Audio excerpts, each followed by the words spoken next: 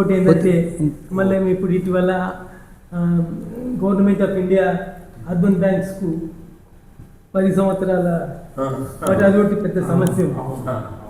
అది ఓ రకంగా ఈ అర్బన్ బ్యాంకును నిర్వీర్యం చేయడానికి అటువంటి అది ఇప్పుడు ప్రైవేట్ పెట్టుబడిదారు ఎంత వానికి ఏది ఉండేది, వీళ్ళకి అనుభవం ఉన్న వాళ్ళకి ఆ విధంగా అంటే వీళ్ళను వయసు పరిమితిని చేయడం అంటే అర్థం అట్లాగే.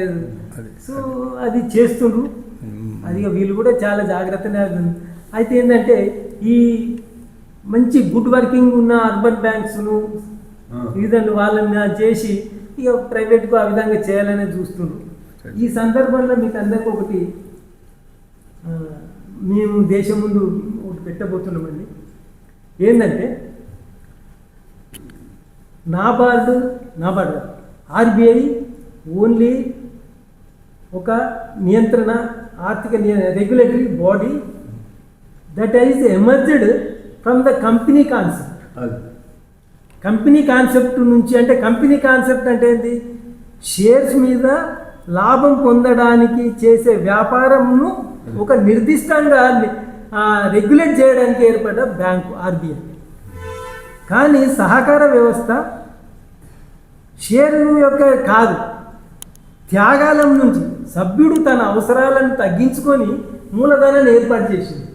దీని యొక్క కాన్సెప్ట్ వేరు. ఇది అవసరాల నుంచి ఏర్పడ్డది, అదే దోపిడీ చేయడానికి ఏర్పడ్డది, ఇది తనను తను రక్షించుకోవడం. సో ఒకటే సూత్రం అధ్యాయాలంటే అది. సో మనం ఏం చేసినామంటే ఒకటి ఒక బాడీ అంటే కోఆపరేటివ్ కాన్సెప్ట్ మీద నాబార్డు స్థాయిలో ఆర్బీఐ స్థాయిలో ఒక రెగ్యులేటరీ బాడీ ఏర్పాటు చేయాలని, లేదనుకుంటే ఆర్బీఐ ఉన్నట్టయితే ఆర్బీఐలోనే ఇటు రెగ్యులేటరీ బాడీ ప్రత్యేక చట్టం ద్వారా తేవాలి, లేకుంటే నాబార్డుకే ఆ పదవిని ఆ బాధ్యతను అప్పచెప్పాలి అనేది మనము దాని ద్వారానే. లేనట్టయితే ఈ అర్బన్ బ్యాంక్స్ వితిన్ 5 years మొత్తం నాశనం చేసే అవకాశం ఉంది.